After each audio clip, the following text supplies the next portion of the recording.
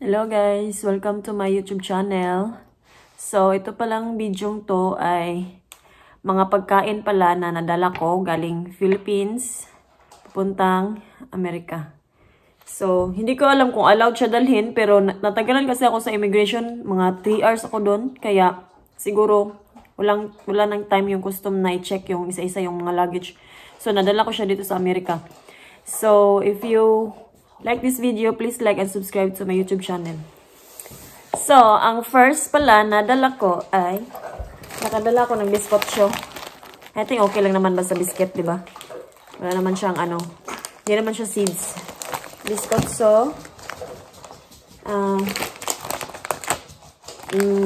toasted mamon.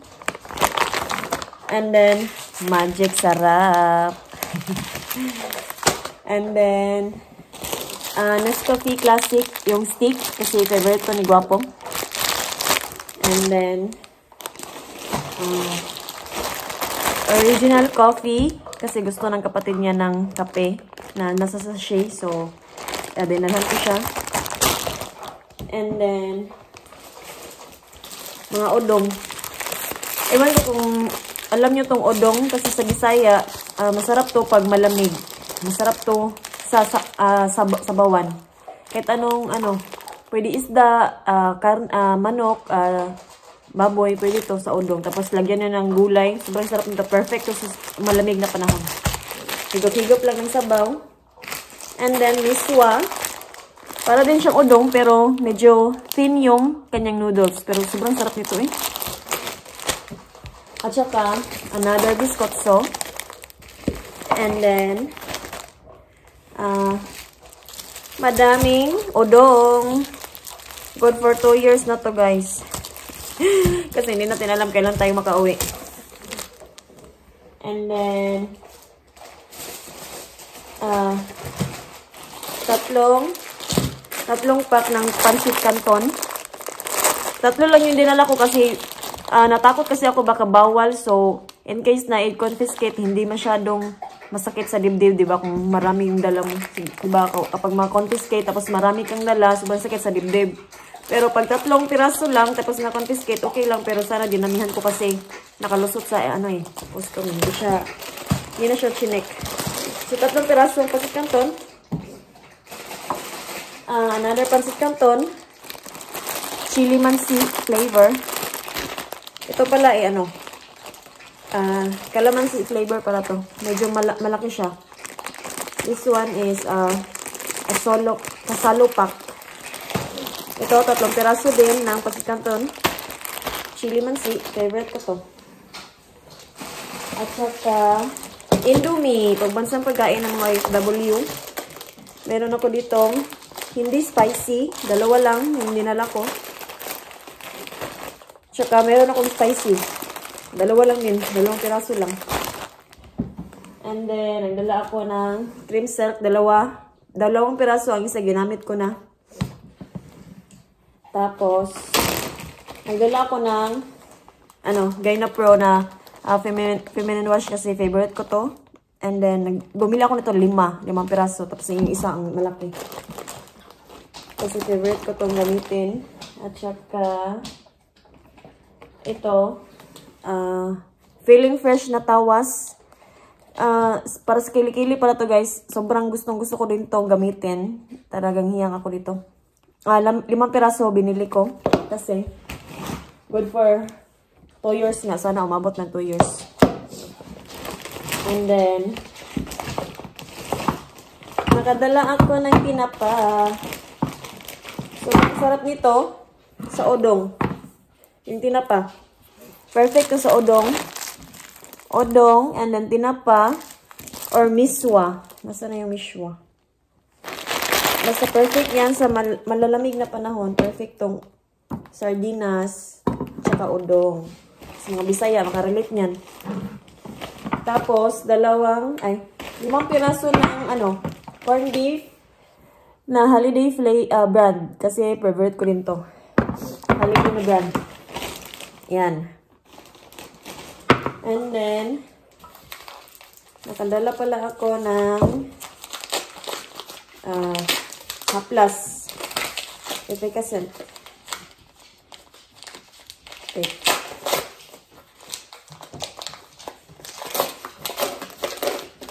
Ito, malaking efficacent na dala ko. Kasi sobrang favorite ko din to kapag kapag masakit yung ulo ko, masakit yung tiyan ko. Tapos bago ko matulog, gumagamit ako ng efficacent para ipahid sa paa ko. Yan, sobrang gusto ko yan. Buti na lang, hindi na confiscate. Talaga kasi, yan eh, good for 2 years na yan eh. Tsaka nagdala din ako ng super hot sauce. 2 ganito. Diba? Oh, isa pa. Tapos, itong isa. Ang favorito ng lahat. Ito ang favorite ng lahat na mga Pinoy. Guess what? Nakadala ako ng bagoong alamang, di ba? Umabot sa Amerika. Tapos, meron pa. Quick chow. Beef flavor. Diba? Umabot sa Amerika. Ang aking beef flavor na quick chow. Ito pa. Ito quick chow. Ito Lucky Me flavor. Diba? Sobrang saya. 3 piraso. Tapos itong udong na naman. Idong ang tinapas, perfect sa malamig na panahon. Lalo na ngayon na nagsisnow sa labas, perfecto. Gisahin mo lang, tapos lagyan mo ng konting vegetables. Perfecto sa malamig na panahon talaga. And then, ang favorite din ng lahat ay guess what? Kung ano yung nadala ko. The favorite ng lahat. Wait.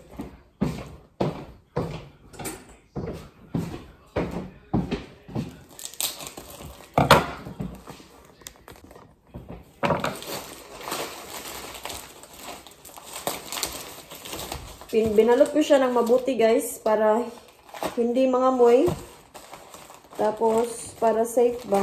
Nakaseal pa to eh. Binili ko pala ito sa mall. Pinabili ko lang. Yung naka-ziplock bag. Guess what kung ano to? Toyo. Ang daming toyo. Ang paborito ng lahat ng mga Pinoy. Toyo. Dried fish. May salmon. Bulinaw. Goodbye my head. Ito yung favorite ng lolo ko. Diba? Sobrang sarap. Tapos, meron pa.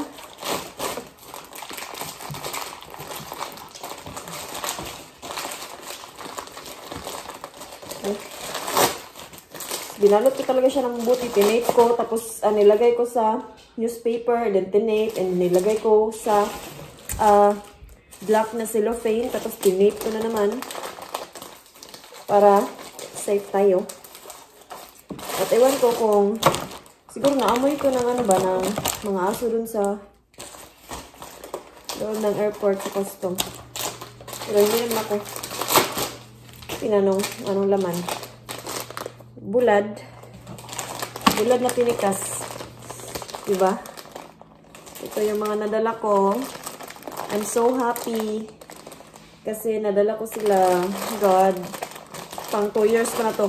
Hindi ko to lulutuin everyday. Konti-konti lang yung luto ko. Siguro 1 piraso, 2 piraso para umabot siya ng 2 taon. Diba? Kasi hindi natin alam kailan ko tayo makabalik ng Pinas, makauwi. So, nagdala din pala ako ng toothpaste. Kasi, gusto ko to, 3 piraso na, tapos 147 lang sa mga mall ko to binibili. Gusto ko yan. And then, ito yung Gaina Pro na malaki. Binili ko din. 5 piraso. Tsaka itong Iskinol. Bumili akong 2. So, I think yun lang. At saka, dala din pala ako ng calendar, oh. 2024 calendar kasi gusto ni Gwapo ng calendar. Galing Philippines. So, ito lang. 2 piraso nito. Feeling fresh. So, I think yun lang yung dala ko, guys. Tsaka, mayroon pala akong dalang panty liner. And then, mayroon pa pala. Coffee na cacao. Made in Mindanao. Binili ko siya sa sa Crocodile Park. Ano siya, buto siya. Tapos, ginawang chocolate. Mayroon pa pala. Wait.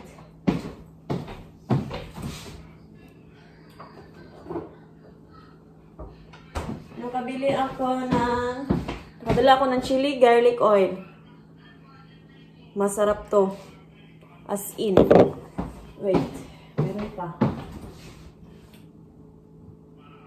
Coffee.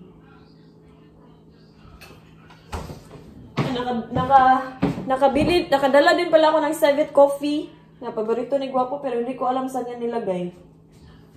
Yeah, pero nadala ko siya as in. So, yun lang pala yung nadala ko na mga pagkain galing Pilipinas na nadala ko dito sa Amerika. So, sobrang dami, no? Good for 2 years na to. Sana umabot. And then, sobrang layo kasi ng Asian market ito. Pinuntahan namin kahapon, sobrang layo. Tapos, ano pa yun? Sobrang liit pa nun na Asian market. Sabi ni Guapo, meron daw malaking Asian market pero malayo na. Pero hindi namin yun napuntahan. So, ipapasok ko na siya dito sa ating mini pantry. Yung mga nadala natin galing Pinas. Oh. Diba?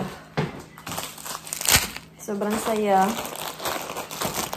Feel mo lang na nasa Pinas ka.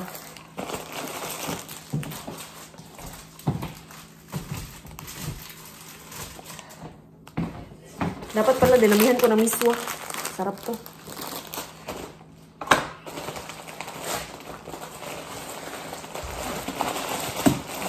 Isang miswa mo yung dala.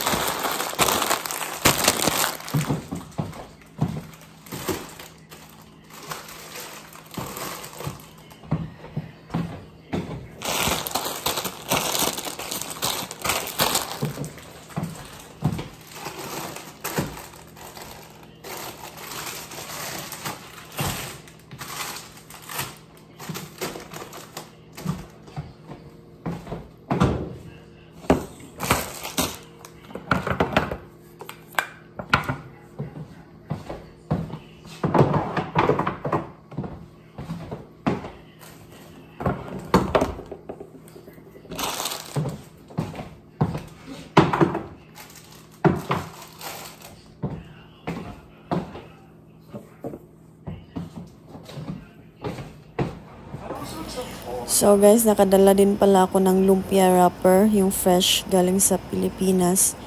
Kung hindi kami nagstay ng 3 days sa New York City, siguro hindi siya masisira agad. So nung pag-open ko, yung iba nag-molds na, tapos yung iba okay pa, tapos tinapon ko lang yung hindi na pwede gamitin, tapos yung iba na okay pa, ginamit ko. Nagluto ko ng lumpia. Guys, if you like this video, please subscribe to my YouTube channel, like and share, and thank you for watching. Thank you guys, bye bye.